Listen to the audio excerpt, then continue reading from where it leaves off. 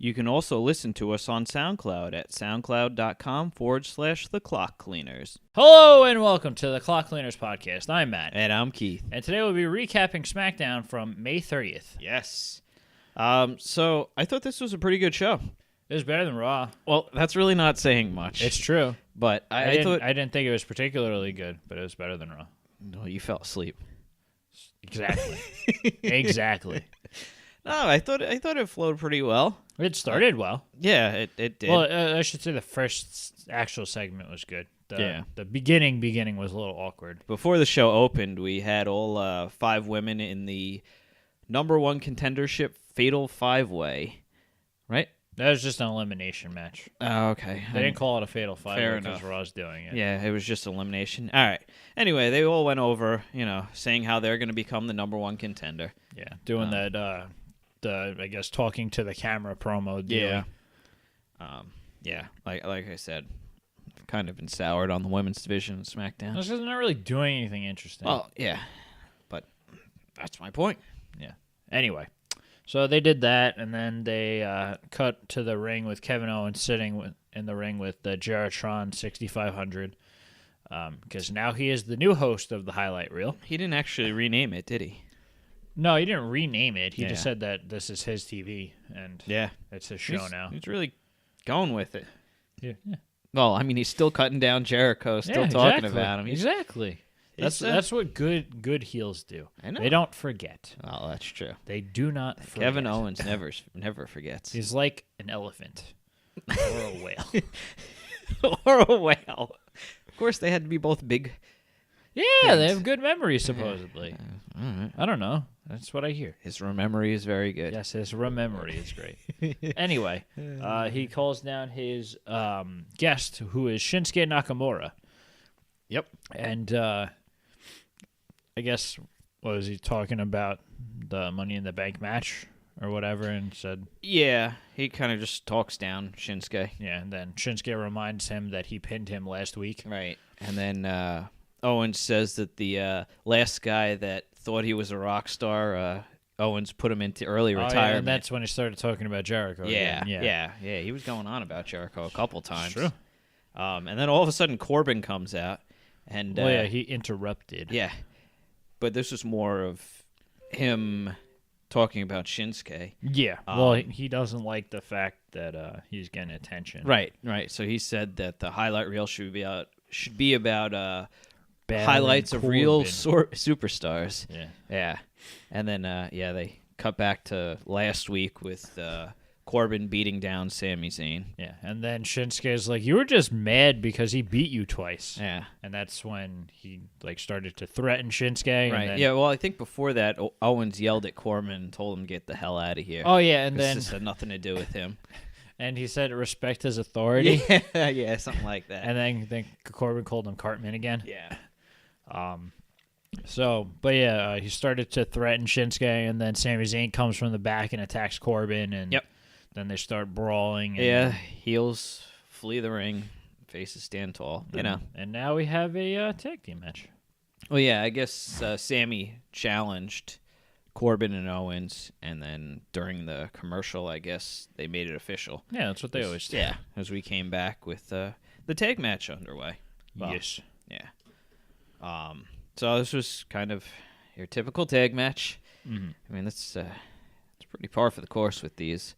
Yeah, well, it's pretty much this week was the same as last week with the people getting switched up a little bit. Right, but it wasn't the main event. It's true, but it also has something to do with the fact that I guess AJ wasn't in the match. Right. You know what I mean? Because I guess they wanted to have him in the main event. Yeah, but AJ and Shinsuke together should be the main event, regardless of where they are. Yeah. So, but also I think the fact that they were the main event last week kind of made sense to not have it the main event this week. Yeah, it's kind of stale when you have tag match continuously. Even Raw did it. They did it right. You mean they switched it around? Yeah. Because it was literally the mirror image, technically. Yeah, it's true. But Sammy was isolated for most of the match since he's the weakest of the four, I should say. Yeah, because he's the underdog. Yeah. I think he ended up hitting Owens with a Blue Thunder Bomb, right? Mm-hmm. That when he made the hot tag. Oh no, that was when he went to make the tag, but then Owens got to tag Corbin in first. Corbin ran in and hit Shinsuke, and then they kind of still were battling a little bit. Yeah. And then I think Sammy ended up hitting a clothesline on Corbin, and then he made the tag. And I guess I don't know exactly how it happened, but Corbin and Owens ended up colliding into each other in the corner. Yeah, I think Sammy threw Owens into Corbin, and Corbin turns around and was like, "What are you doing?" Yeah. Because he hit him from behind. Yeah.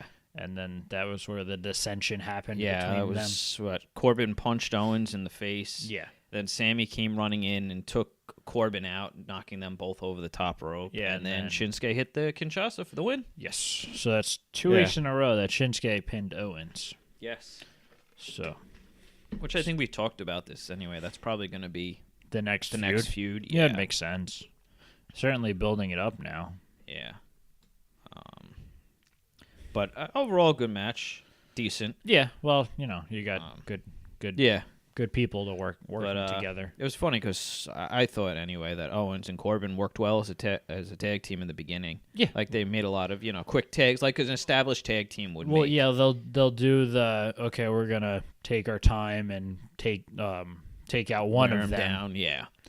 So, but yeah, it was good. Yeah, I like I said, Corbin has gotten very, very good over the last year and a half or so. The only thing I really have to complain about him, and it's not really a complaint because it's the writing, that he always says the same exact thing when he comes out.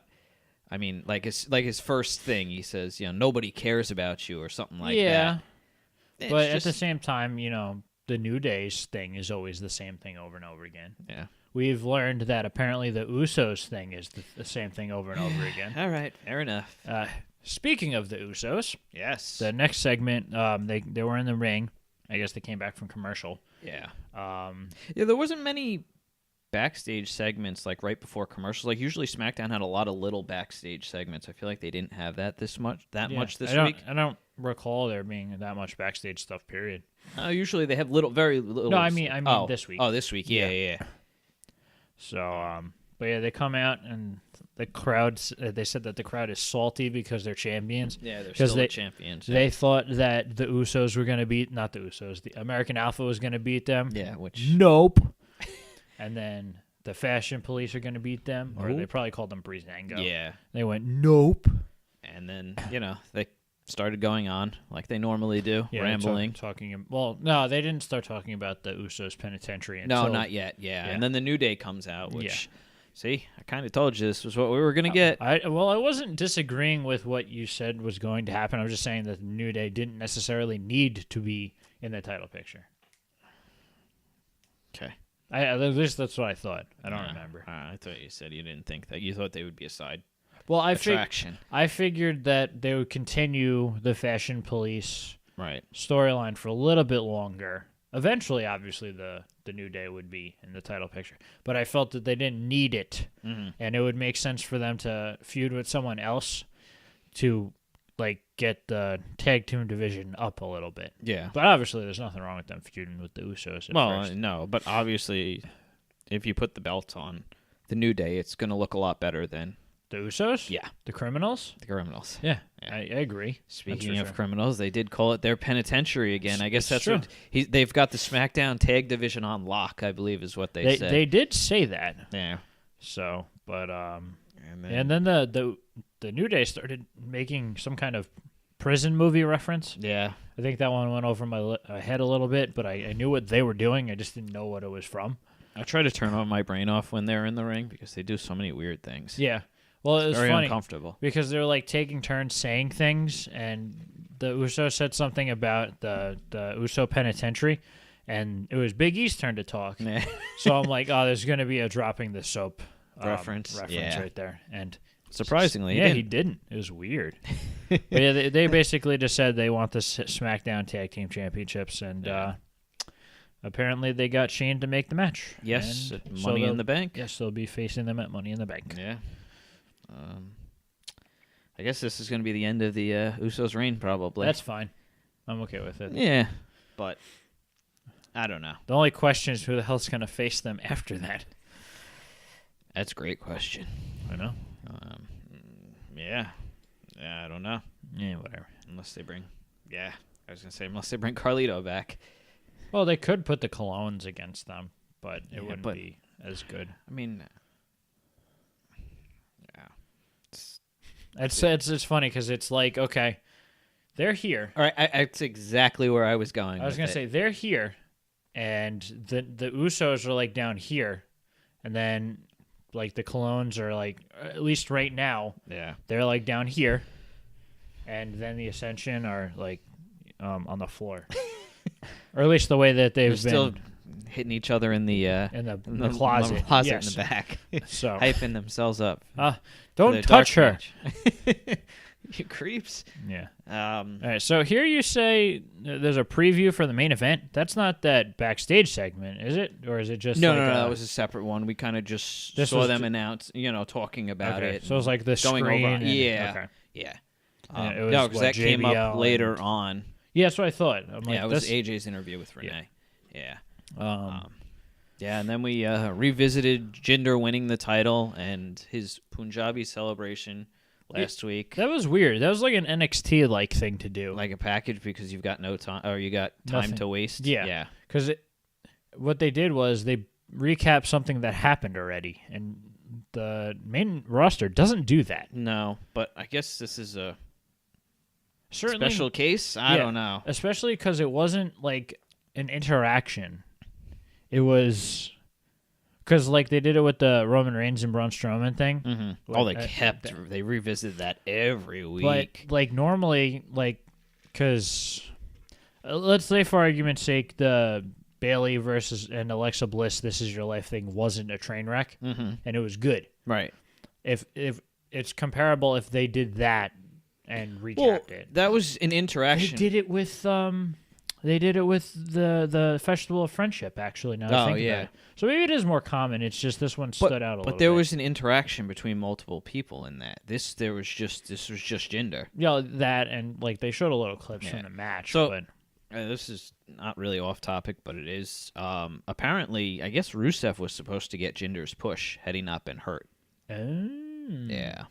So Rusev is from India now too? Yes. Interesting. No. Jinder is from Canada. I know. Okay. But he is Indian. He just happens to... Yes. He was born in Canada. Yeah, I knew that. Okay. Thought you were like one of those stupid fans in the audience. No, I'm not. No.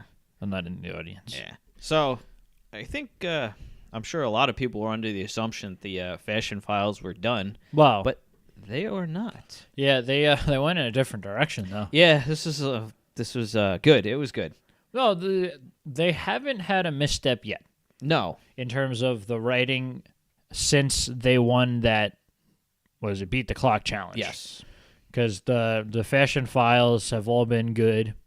This one was like an old school movie, kind of. I think it was like noir. Yeah. And it was like a mystery.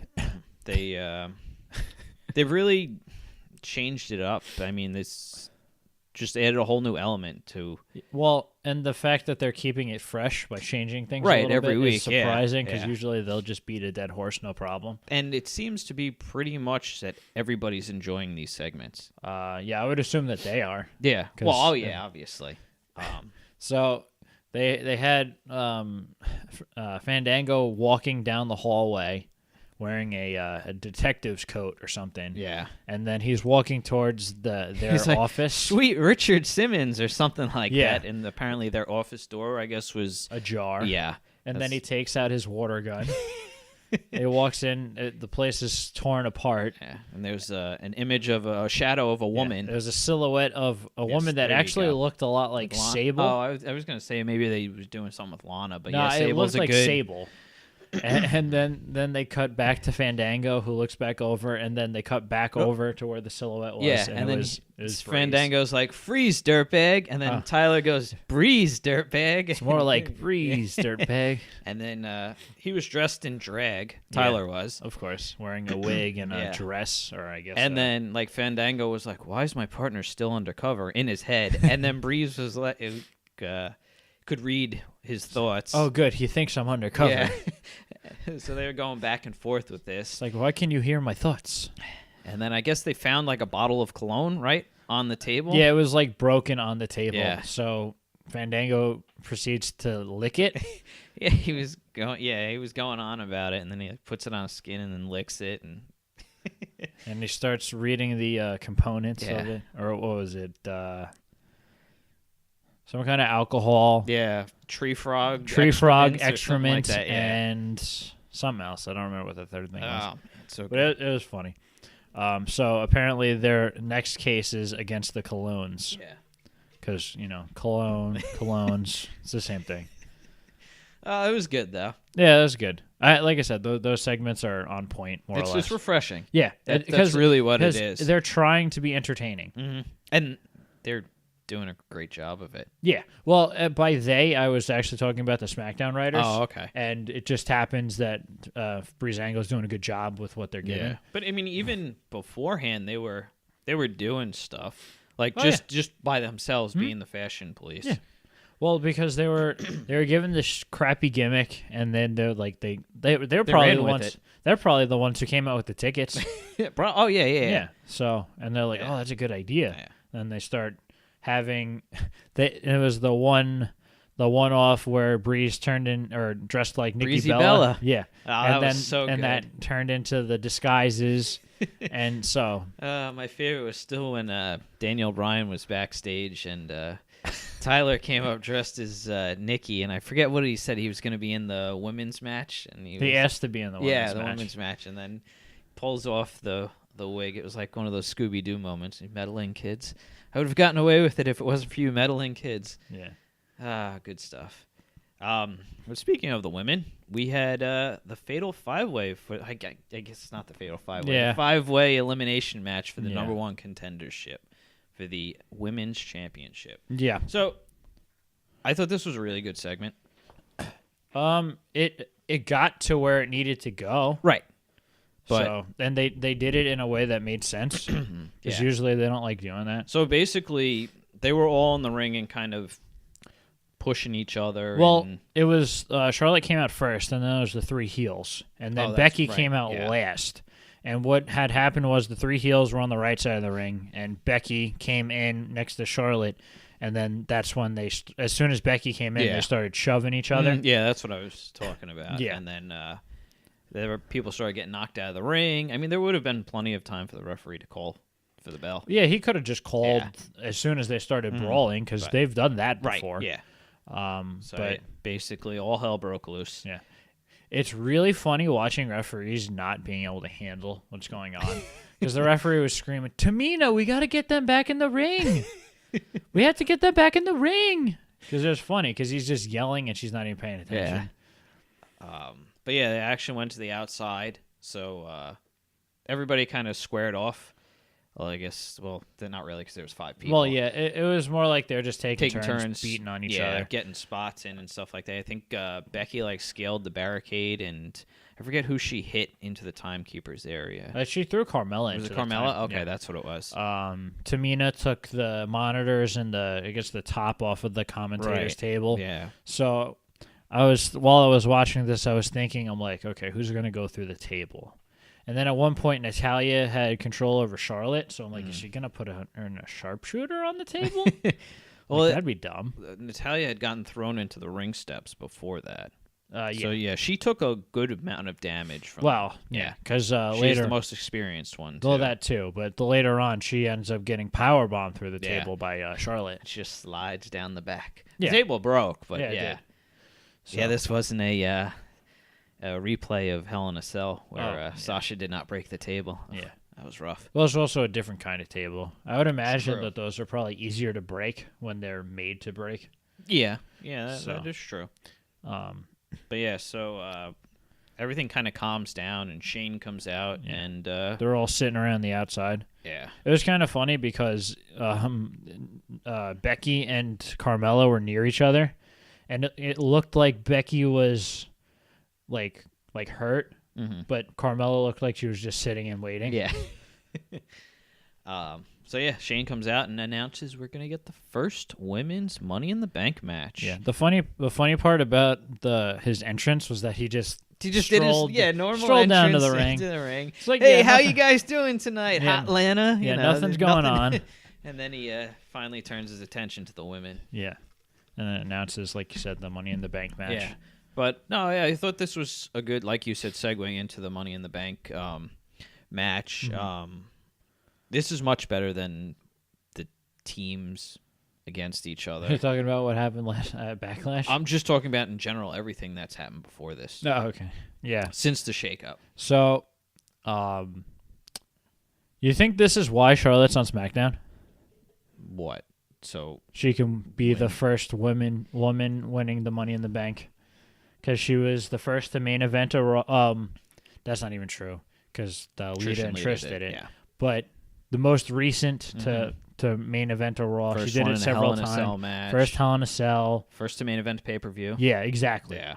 So I would imagine that this is the entire reason why she went to SmackDown. It's possible. I would not doubt that at all. Because from where I stand, it's the winner is going to be either Becky or Charlotte.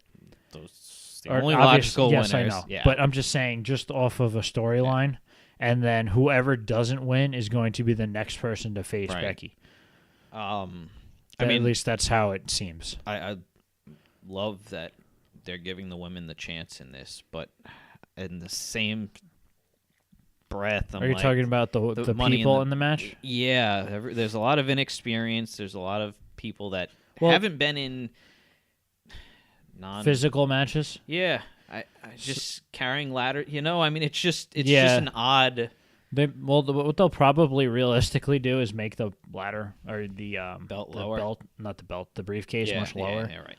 And they'll only use the smaller ladders. It's possible. The ladders that the men only use to beat each other on. Yeah. The 6-foot Home Depot ladders. Yeah. So, you had actually come up with an idea earlier where what they should have done is, I had suggested that they should have made this an interpromotional pay-per-view. Yeah. Because when they used to have two Money in the Bank matches, one for Raw and one for SmackDown, it was a lot better. Just because, you're able to have, more interesting things going on. Right. And then I believe, when they first came out with it, because they were still in the brand split era, where they had people from each show in the Money in the Bank match, which is cool too, because it's exclusive from the storylines, and you earned a spot, whereas nowadays you just get thrown into the match. It happened on both shows, even though it's not a Money in the Bank match on Raw for the number one contender. Yeah, but that's a little different. Yeah, but I don't know, with Lesnar, it's that's kind of what they were trying to replicate, I think, by having the 5 people. Yeah, no, that's definitely what it is. But at the same time, the decision was a little less arbitrary. Oh, okay, yeah, no, I get that. Because last year's Money in the Bank, where Sami Zayn was in there, and even though it was tiptoe around that. Yeah, it was Zayn, Owens, Ambrose. I know Del Rio was in it, and Cesaro. I think those were the 5. Yeah. Was Jericho in it too? He might have been. Was that one, or was that 2 years ago when Wyatt came back? That was 2 years ago because Reigns was in it. Yeah, Reigns was. Wyatt was the reason why Reigns didn't win. Anyway, they were just picked randomly. There was no rhyme or reason. This year, it makes a little more sense. They all had storylines going into it. Right. Shinsuke was they played him up to have really high potential. Dolph's already won one. Mm-hmm. Baron has faced off. Up-and-comer. He's faced off with Randy Orton on several occasions, who was the champion before. Right. Owens, the current U.S. champion. AJ, a past WWE champion, and Sami Zayn was just thrown in there because he was feuding with Corbin. Right. Not that there's anything wrong with him being in the match, but there was no legitimate reason for him to stake a claim. Either way, that's not important. But it seemed a little less arbitrary than normal. This time. No, I gotcha. So while I do understand that point, but anyway, going back to what I believe my original point was, you had said that they should have both shows have their own, the women, they'll have 6 people, 3 from each show. That would make a lot more sense. Right. Because even if you did SmackDown, you do Charlotte, Becky, and like Natalya. Right. That would be more effective than putting Tamina and Carmella in it because they're kind of. And if you did Raw and SmackDown, you could have the three of them, and then have Becky. It'd be Bayley, Sasha, and Mickey. I guess they might even put Nia Jax in it. Yeah. That would make more sense than Mickie James. That's true, because she would be a She would also be a heel. Right. Whereas, because then you'd have, 4 faces and 2 heels is weird. Yeah. Especially when the heels aren't particularly dominant. Yeah. But I think at that point, if they were going to do that, maybe they would keep Charlotte a heel. Yeah, right, because that would have changed the whole thing. The dynamic. Yes. Anyway. But they didn't do that. So, But at least there's going to be 2 Money in the Bank matches. Those are really fun and unpredictable. Yeah. More or less. It's different. I give WWE credit for trying something new. Well, supposedly they were going to do it last year, but something happened and they changed their minds. Yeah, I think it was an injury or something. I could be wrong. I heard that it was in the works, and at the last minute they decided not to. Yeah, but either way, I think it might actually have been Paige. Something to do with her. Okay, all right. It was like because her injury was, but because it's kind of hard. They're facing the same problem with the lack of depth. Mm-hmm. So or they just nixed it because the brand split. I don't know. Yeah, because that's the reason why Dean won it and cashed it in on right. the same night because the brand split was going to happen. Yeah, no, that makes sense. So, but anyway, back to SmackDown. Up next, we had Breezango versus the Colognes, this was so much fun. The match. Yeah. Not surprising. Well, Colognes had the jobber entrance. So we went to commercial and came back, and they were already in the ring. And Breezango had their entrance, which Tyler was still dressed as the woman. The woman. And Fandango still had his trench coat on. Yeah, which he wrestled the first couple minutes in the match. Well, it's because that led to a spot, right? With the yes. So I guess Fandango had one of the Colognes down on the ground. Mm-hmm. And no. He was trying to. One of the Colognes was trying to roll him. He had not a sunset flip, but he was trying to roll him down, knock him down to get him with the pin. Oh, okay. And Fandango was standing above him, like teetering back. Yeah.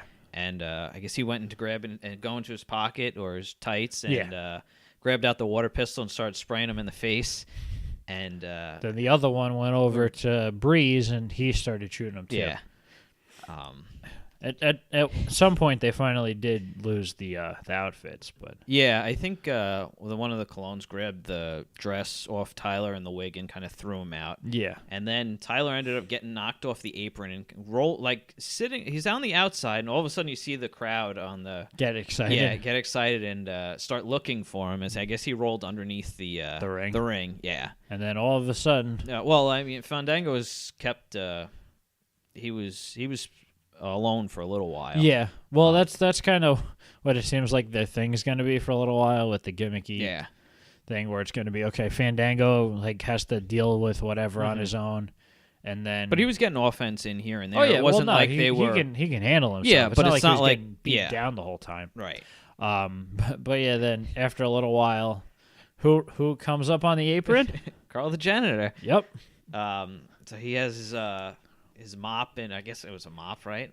That's what he. Yeah, that's what he has. Yeah. Yeah, and he was back on the apron, and he got the hot tag from Fandango, and he gets in the match, and I guess one of the Colognes was starting to try to grab the mop from him, and then Fandango grabbed the other end, so they were having a tug of war, and I guess Fandango let go of it, so whichever one of the Colognes grabbed it and kind of fell back and turned around, and Tyler hit him with the unprettier for the win. So it was just entertaining. Yeah, it's good gimmicky stuff. Right. Which I think wrestling has kind of lost that for recently. They really haven't. It's been a long time since they've tried to do something like this. Yeah. Because sometimes they'll start at something and then they'll give up immediately if they feel like it doesn't click. Whereas, because that's kind of what it felt like they were doing with the Fashion Police thing. Originally? With where the whole tickets and everything? Yeah, where they tried something and they're like, and they're kind of not great with about it. Yeah. And then they kind of backed off a little bit. Then they decided to push them. Right. So, anyway, moving on. Yes. Up next, we had AJ being interviewed by Renee in the back. Basically, AJ was saying that he wants to win his match with Dolph so he can gain momentum going into Money in the Bank. It was his hometown, after all. Yes. Ziggler interrupts, goes on about how he's the only one in the match who's won Money in the Bank and cashed And he cashed it in successfully. And he's going to do it again. So, No, he's not. No, obviously. He is the... I think he has, like, the lowest percentage chance of winning this match. Yeah, because I guess Sammy gets that underdog chance. I think by default, since... I think him and Corbin probably have the best chance of winning. Who? Sammy? Yeah. Really? Well, because, like, I know Owens has been going on about how, like, he's going to be a double champion, but they're not going to do that. No. It's not very likely. It's not going to happen. But... So I think that if Orton loses at Money in the Bank, it could be AJ versus Jinder, and then Shinsuke will go up against Battleground. Maybe. Right? Is that the... It doesn't matter. I'm just saying in general, moving forward. Okay. And then Owens against Shinsuke, like you had said. Right, yeah. That's kind of where I figured they're going with that. So if you give Sammy or Baron the Money in the Bank, they can go on with other feuds. It doesn't have anything to do. It doesn't need to be anything to do with that. I think it would help Corbin out the most because he would really push the Money in the Bank thing, kind of like he did with the Andre the Giant Memorial. So I think he would be the best choice for it. But but like you said, Sammy, I'm fine with that as well. Yeah, it's just not very often that a face wins Money in the Bank. I don't even the whole interrupting a match to win. It's funny because it's not even by design. It's just how it works out. Yeah, no, definitely. So yeah, now we have the Orton Responds segment. I guess this is we need something for Orton to do since he hasn't been on TV. Yeah, this was weird because all he did was come out and start talking about what his grandpa and his dad. Remember we and most other people kind of poo-pooed on the whole Orton and Wyatt thing because it was crap. Yeah, this is kind of leading toward that. Well, I also don't think there's a long-term plan on this. Yeah, but it's just so one-dimensional. Yeah, it's not good because Jinder's saying one thing over and over again, and Orton doesn't really have anything to respond with. Well, this week he did, but it was just... nothing legitimate. Well, no, it's just like...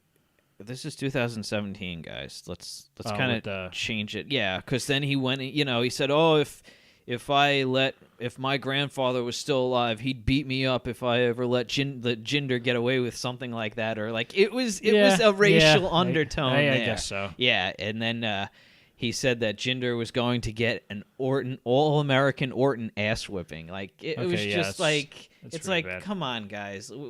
The Attitude Era, fine, but this they got away with a lot back then, right? But it's just there's no need for it. Well, it's true, but it absolutely fits into what they're going for on the other end. I understand. So it's weird.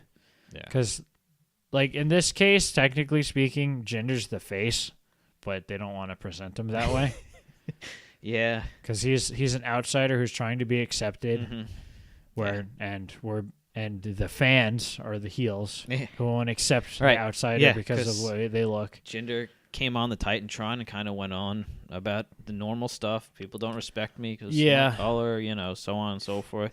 And the idiots were chanting USA, and Orton was, and that was at that moment when Orton, it just stopped, and Orton went, told the camera guy, get the hell out of my way, and then went up on the ropes. Yeah, it's one thing to have, what was it? It's one thing to have someone have 1 point and they don't change their stance, but to have him say the same exact thing every single time is kind of like the whole Owens thing being the new face of America, but winning an American title. That's fine. Yeah, because it's more lighthearted. Right. Yeah, that's not hurtful. Like people aren't going to take offense to that. I mean, I know WWE likes to do that, where they like to cross that line. Offend people? Well, kind of. Yeah, it's true. It's how you get publicity. It doesn't matter if it's good or bad. Publicity is publicity. It's true. That's why Donald Trump was the Yeah. Was fighting Vince at WrestleMania 25 or something like that. Bobby Lashley in the main event. Mm-hmm. Oof. I don't think it was the main event. It doesn't matter. He was a focus of a show. Yeah. Yeah. Not very good. Anyway. But yeah, this is a very, very weird. Yeah. Or it's not. It's just not. It's not good. But hopefully it doesn't go past Money in the Bank. Yeah. The good news is that this isn't the A story on SmackDown. Yes, that is nice. So I am happy about they would that. normally do that, like they did with the Wyatt Orton thing. Oof. So, but yeah, and then we have an announced match for next week with Shinsuke versus Kevin Owens. Yeah. So that should be a good match. Yeah, absolutely. It's a preview for the next feud, possibly. That is true. Owens will probably get the victory, I would assume, some sort of by cheating. By nefarious means. Mm-hmm. So, I think this would have been a fine spot to what they did at the pay-per-view with the whole, with AJ getting his leg caught in the table or something like that. One of those where it kind of leads. You mean for the Dolph, not the Dolph, for the Shinsuke Owens match? Okay. Yeah, for that a would feud make sense in the future. Although Shinsuke's not really like a jumping off of things guy. No. So that wouldn't be if this match was Owens against AJ, then yes. Yeah. You're right. All right. I'm just saying something like that. Yeah. But up next we had our main event, which is AJ Styles versus Dolph Ziggler. Yeah, it was a little surprising that this was the main event. Not because of because AJ being in a match is kind of like a automatic boost in terms of the priority, but it's just weird seeing Dolph in. Yeah, the main event. Because there's nothing on the line. It doesn't mean anything. Yeah. And this match started at 9:52. They were given 8 minutes. Yeah, it's different. But they used those 8 minutes to put on a decent match, I thought. Mm-hmm. I mean, Dolph, like you said, his character may not be great. He's a good wrestler. He's good in the ring. Yes. Yeah, there's no denying the two of them are very good. Yes, him and AJ, for what it was a good match. Surprisingly, Dolph actually got the victory. Yeah, AJ went for the phenomenal forearm on the outside. Dolph pushed him, and he landed on the rope, fell over, and then he landed on his feet, but then... he was kind of wobbly, and I guess when he was kind of getting his footing, Dolph hit a super kick. Yep, and for some reason, Dolph's allowed to beat people with super kicks now when no one else can. Yeah. I think he hit him with what the... he hit him with the zigzag shortly before. Mm-hmm. So I think he hit him with a couple of those. Yeah. But it was a pretty physical match, too. They were going shot for shot a lot of time there. Reversals and stuff like that. But, yeah, they're good for stuff like that. Yeah. So, but it was a good match. A little surprising Dolph won, but, the underdogs have to win sometimes. I think they have to win before a match Money in the Bank or something like that. Well, yeah, this way it seems like everyone has a fighting chance. Yeah. Right, everybody's on even footing. Mm-hmm. Yeah. Very true. This isn't Intercontinental Ladder match WrestleMania 2 years ago when they just threw Sin Cara, Zack Ryder, and Stardust in the match randomly without any real build up to it. Yeah. So there's no way any of those guys are going to win. Right. And then Ryder actually ended up winning. And losing it the next night on Raw. Well, yeah. But still. So, this has been our SmackDown review. Catch us next for our Extreme Rules. There you go. Predictions. Yep. If you liked what you see here, please like, share, and subscribe. Bye. Bye.